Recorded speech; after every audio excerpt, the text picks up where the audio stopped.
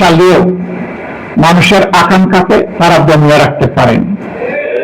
শেষ পর্যন্ত দেশ স্বাধীন হয়েছে। আরেকবার সেই লড়াকু সমস্ত যোদ্ধাদেরকে অন্তরের অন্তঃস্থল থেকে গভীর কৃতজ্ঞতা জ্ঞাপন করছে, যারা আমাদের জন্য একই মানচিত্রকে স্বাধীনতার মূলকে উপস্থাপন করেছেন, যারা আমাদেরকে একটি সম্মানজনক পতাকা হাতে তুলে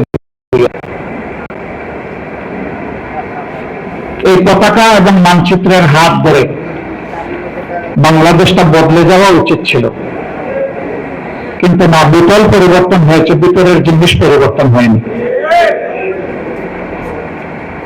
এক এক করে ৫৪ বছর বিদায় নিয়েছে। আমরা আগামীকাল ৫৫তম বছরে ইনশাল্লাহ পা দেব একটা জাতি হিসাবে। দ্বিতীয় বিশ্বযুদ্ধের পর জাপান কি অবস্থায় ছিল সবাই জানেন, কিন্তু মাত্র ৩ বছরের মাথায় তারা বিশ্বকে চমকে দিল। তারা বিশ্বের সর্ববৃহৎ ইলেকট্রোমেকানিক্যাল ইন্ডাস্ট্রি মিৎসুবিশি চালু করে বিশ্বকে জানাই দিল যে জাপান ঘুমিয়ে পড়ে নাই। সেই জাপান সেখান থেকে বের হয়ে আসতে পারলো, বের হয়ে এসে এখন বিশ্বের একটা উন্নত মর্যাদাশীল জাতি হিসেবে নিচেরা দাঁড়াতে পারলো। এই অঞ্চল দুইবার স্বাধীনতা অর্জন করার পরেও আমরা কেন পারলাম না?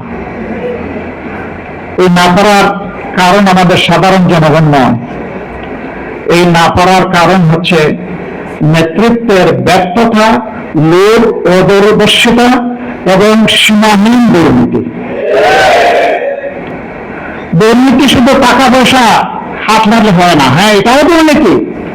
সবচেয়ে বড় দুর্নীতি হচ্ছে মানুষের অধিকার হরণ করা, অযোগ্য লোকদেরকে যোগ্য জায়গায় বসিয়ে দেওয়া, যোগ্যতা সম্পন্ন লোকদেরকে অপমান করে তাড়িয়ে দেওয়া, এটি হচ্ছে সবচেয়ে বড় দুর্নীতি।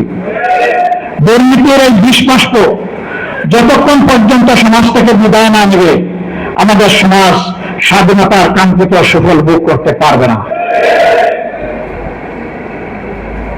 এরপরে আর মুখেই শুনলেন, আমি বলার পরে তো হইচই পড়ে গেছিল।